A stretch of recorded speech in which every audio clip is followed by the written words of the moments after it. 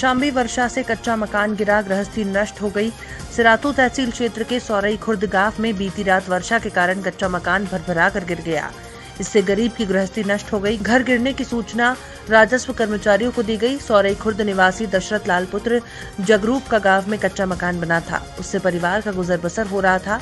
लगातार 3 दिन से रुक रुक कर वर्षा होने के कारण मकान में सीलन अधिक हो जाने के कारण गुरुवार की रात भरभरा कर गिर गया। इससे गरीब की गृहस्थी नष्ट हो गई। गरीब को जिला प्रशासन द्वारा प्रधानमंत्री आवास का लाभ नहीं दिया गया।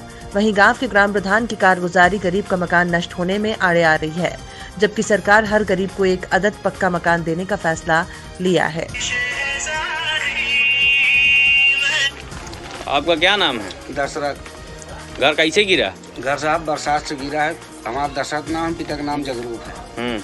प्रधान जी को सूचना दिए कि प्रधान जी हमारा गिर गया, कुछ सामान भी दब गए, 2 ड्रम टूट गए और बर्तन टूट गए, लेकिन कह रहे हैं ऐसा कि उतना घर तुम्हारा एक कोठा पक्का है तो क्या करें। जो पक्का अपने पैसे से बनवाए थे? अरे साहब कॉलोनी मिल रही 20 साल पहले। अच्छा, पिताजी के जमाने में? हाँ, 20,000 रुपये वाली। अच्छा, लेकिन आज तक कोई सुनाई नहीं कर रहे हैं। अच्छा, सामान भी दब गया है। अच्छा। हाँ। कितने का नुकसान हुआ है?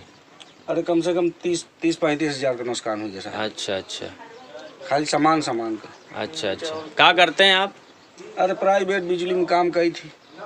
अच्छा, बस बड़ा नुकसान हो गया आपका? नुकसान हो गया साहब। अब यही नहीं कि हमें ऐसा पैसा मिलता रहे, पैसा भी नहीं मिलता है। ठीक। थाना कौन सा है आपका? पूरा नाम बताइए। सैनी। हमारा नाम दशरथ है, पिता का नाम जगरूप है। गांव सौरई खुर्द है। थाना सैनी है। ठीक। खाद की मारामारी, किसान परेशान है। मामला जनपद कौशाम्बी का है, जहां खरीफ फसल तैयार को लेकर किसान खाद की दुकानों में लाइन लगाकर अपनी बोरी का इंतजार कर रहा है। धान की फसल विकास के समय रासायनिक खाद यूरिया, पोटाश की अधिक आवश्यकता है। सरकार द्वारा किसानों की आवश्यकता पूर्ति करने के लिए रासायनिक खाद की किल्लत के कारण किसान दुकानों में सुबह से शाम तक लाइन लगाकर खाद की बोरी खरीदने का इंतजार करता है। खून पसीने की कमाई से तैयार धान की फसल समय से खाद न पड़ने के कारण पैदावार कम होती है। पैदावार बढ़ाने के लिए किसान खाद खरीदने के लिए सरकारी दुकानों पर इधर उधर भटक रहा है।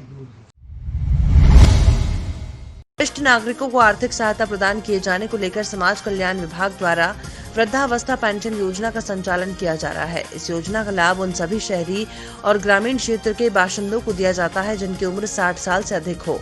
इसके अलावा ग्रामीण क्षेत्र के निवासियों की सालाना आय 48,400 रुपए और शहरी क्षेत्र के निवासियों की सालाना आय 56,460 रुपए से अधिक न हो। योजना के तहत वृद्धजन को 500 रुपए प्रति माह की दर से 4 तिमाही किस्तों में पेंशन की धनराशि सीधे उनके बैंक खाते में भेजी जाती है। जिले के 33,582 बुजुर्गों को इस योजना का लाभ मिल रहा है। बम्बू क्रेट ट्रीज पर और नायलाल क्रेट में मिट्टी भरी बोरियों को रखकर और बम्बू पर क्यूपाइन लगाकर कटान को नियंत्रण करने का कार्य कराया जा रहा है। उतरोला तहसील के ग्राम गोनकोट की कटान को नियंत्रित करने के लिए कटान रोधी कार्य किया जा रहा है। यहाँ गांव की आबादी पूरी तरह सुरक्षित है। करमैना भोजपुर तटबंध को कटान से बचाने का प्रयास किया जा रहा है। तटबंध पूर्णतः सुरक्षित है। नौबस्ता, रजवापुर आदि ग्रामों को सुरक्षित रखने के लिए कटान रोधी कार्य कराए जा रहे हैं। भोजपुर शाहपुर तटबंध पर जेनुका और नयन सुखवा ग्राम के पास कटान रोधी कार्य कराया गया है। ये तटबंध सुरक्षित है। जनपद महोबा के श्रीनगर थाना क्षेत्र के भैरोगंज कस्बे में बीती रात हुए दोहरे हत्याकांड से कस्बे वासियों में दहशत का माहौल है।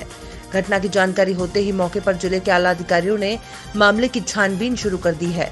श्रीनगर के भैरोगंज कस्बे में बुजुर्ग दंपत्ति द्वारा अपनी बहू को अपने एक रिश्तेदार के साथ आपत्तिजनक स्थिति में देख लिया, जिसके बाद अपने अवैध संबंधों को जग जाहिर होने के डर से रिश्तेदार ने आक्रोशित होकर बुजुर्ग दंपत्ति को मौत के घाट उतार दिया।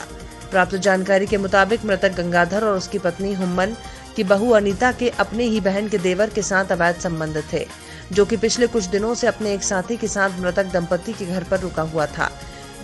थाना श्रीनगर के कस्बा भैरोगंज में आज सुबह सूचना मिली कि एक वृद्ध पति पत्नी की हत्या कर दी गई है। घटनास्थल के निरीक्षण और जानकारी से ये पता चला कि मृतक गंगाधर और इनकी पत्नी हुम्मन, ये लगभग 68 वर्ष और 64 वर्ष की उम्र थी, इनकी हत्या की गई है।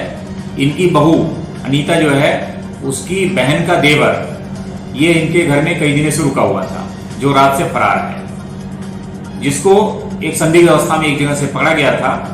इससे पूछताछ की गई तो यह प्रकाश में आया है कि मृतक की जो बहू अनीता है, इसने फोन करके इसको बुलाया था। इसके साथ एक व्यक्ति और था। ये रात में आपत्तिजनक अवस्था में पाए गए थे। आपत्तिजनक अवस्था में पाए जाने पर जब वृद्धा ने आपत्ति व्यक्त किया तो इसने हत्या कर दिया और बाद में वृद्ध गंगाधर के जगने पर उसकी हत्या कर दी गई है। इनसे और पूछताछ की जा रही है, विधिक कार्रवाई की जा रही है, दूसरे व्यक्ति की तलाश की जा रही है। यह अब तक का मामला पूर्णतया प्रेम प्रसंग का प्रकरण है, जिसमें एक व्यक्ति गिरफ्तार हो गया है और एक की तलाश जारी है। उत्तर प्रदेश के जनपद बहराइच के जनपदीय 4 बाइक चोर गिरफ्तार किए गए। कब्जे से 19 बाइकें बरामद हुई। परिवहन विभाग के फर्जी दस्तावेज और मोहर बरामद हुए। सफीक हाजी पुत्र लल्लन निवासी मिरियासी टोला, सलमान पुत्र मुजफ्फर खान निवासी सिसवारा, सफीक हाजी पुत्र लल्लन निवासी मिरियासी टोला, सलमान पुत्र मुजफ्फर खान निवासी सिसवारा, फैज खां पुत्र वकील अहमद निवासी मेहतरन टोला थाना नानापारा के हैं और फिरोज पुत्र घूरे खां निवासी मनवरिया दीवान थाना मल्हीपुर श्रावस्ती के हैं। कोरोना संक्रमण की रोकथाम के लिए मुख्य विकास अधिकारी अमनदीप डुली की अध्यक्षता में विकास भवन सभागार में बैठक संपन्न हुई। कोरोना संक्रमण की रोकथाम के लिए मुख्य विकास अधिकारी द्वारा स्वास्थ्य विभाग और अन्य संबंधित विभागों के साथ बैठक की गई। बैठक में कोविड-19 पॉजिटिव पाए जा रहे व्यक्तियों की कॉन्टैक्ट ट्रेसिंग के संबंध में चर्चा की गई। ग्राम सभा हुसैनीपुरवा ग्राम ईसापुरवा में ग्रामीणों का आरोप है कि 15 सालों से कोई भी सड़क नहीं बनवाई गई और न ही कोई नाली बनवाई गई। जब मीडिया कवरेज करने पहुंची तो ग्रामीणों का कहना है कि एक भी कॉलोनी ग्रामीणों को उपलब्ध नहीं करवाई गई है। प्रधान से शिकायत करने के बावजूद प्रधान कोई कार्यवाही नहीं कर रहे हैं। ग्राम सभा हुसैनीपुरवा ग्राम ईसापुरवा में 18 सरकारी नल लगे हुए हैं, जिसमें से एक भी नल में पानी नहीं आता। जब ग्रामीणों ने प्रधान से शिकायत की तो प्रधान का कहना है कि मेरे पास बजट नहीं आता और न ही सड़क नाली हम बनवा पाएंगे। इंसाफ अली, किस ग्राम पंचायत के आप कोटेदार हैं? जमनाई हुसैनी पूर्व स्कूली बच्चों को जो राशन वितरण किया जा रहा है आपके स्तर से, किस माध्यम से आप वितरण कर रहे हैं? हम अपने स्टाफ के माध्यम अपने स्टाफ के माध्यम से। तो उनको राशन कम क्यों दिया जा रहा है? हमारे स्टाफ में है। ये तो आपके स्टाफ में तो कहाँ के निवासी हैं? आप राशन पूरा भी तो दे सकते हैं, कम क्यों दे रहे हैं? अच्छा, क्या समस्या है? स्कूली लड़के जो यहाँ पर इकट्ठा हुए हैं, क्या है इसमें? कितना राशन आया बच्चों को? कितने किलो है? जूनियर पर कितने किलो है और प्राइमरी पर कितने किलो वितरण किया? कोरोना के संदर्भ में जो स्कूल बंद थे और प्राइमरी पर 6 किलो वितरण और जूनियर पर 9 कोटेदार नहीं किलो। दे ऐसा रहा क्यों है? गल्ला कम है। तो जैसे कि आपके पास जितना राशन है उतने राशन में आप बच्चों को मानक की मुद्दे तो बांट ही सकते हैं, मानक पर बांट सकते हैं। तो मानक पर क्यों नहीं बांट रहे? आप कम क्यों दे रहे हैं? तो उसका जिम्मेदार तो प्रधान होता ना, आप नहीं होते। आप कम क्यों दे रहे हैं? क्या नाम है? विक्रम प्रसाद शर्मा। कहाँ के निवासी हैं? ग्राम सभा का कौन कौन लोगों ने कहा? क्या समस्या है बताइए। समस्या सर ये है कि इस विषय में आपने प्रधान जी से बात किया था कि प्रधान जी राशन कम है, गल्ला कम मिल रहा था तो हम वहाँ पे तो प्रधान जी ने क्या कहा? कोटेदार गल्ला कम क्यों दे रहे हैं? उन्होंने कहा प्रधान से मिलिए। प्रधान के पास गए तो प्रधान कहे कि हम मास्टर हैं, देवेदहीन है। मास्टर संपर्क कीजिए। मास्टर से मिले तो मास्टर कहेंगे भाई हम गल्ला मतलब प्रधान जी ने कहा कि आप राशन जितना हो सके कम ज्यादा करके वितरण कर दीजिए। उठा ले गए।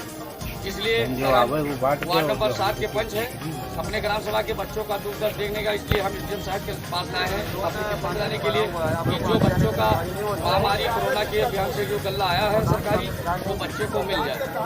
इसलिए मैं एसडीएम साहब के आया हूं। कौन सा गाँव है? कहाँ पे लगता है? प्रधान जी का प्रधान जी क्या तो कहाँ जाते हैं कि भाई बजट नहीं आ रही है, जब बजट आएगी तो के बाद क्या बजे प्रधान जी उसके बाद वीडियो साहब आए गाड़ी से, वीडियो से आए तो हम लोगों ने कहा वहाँ पे बात, तो उन्होंने ये बात कहा कि गंदगी में रहने वाले गंदगी में रहो, नहीं होगा। वीडियो साहब ने कहा? हाँ, वीडियो साहब ने कहा, मगर अब हमारे पास मोबाइल नहीं था कि वीडियो बनाने। आपने कुछ बोला नहीं? तो हम कुछ बोले नहीं, जब चुप हो गए। जब अधिकारी सामने से बोल रहा है तो क्या बोले? तो प्रधान जी ने क्या बोला? प्रधान जी चुप रहो, चुप रहो, अभी सब बात हो जाएगी। प्रधान जी चुप रहो, कोई नाम। आपका क्या नाम है?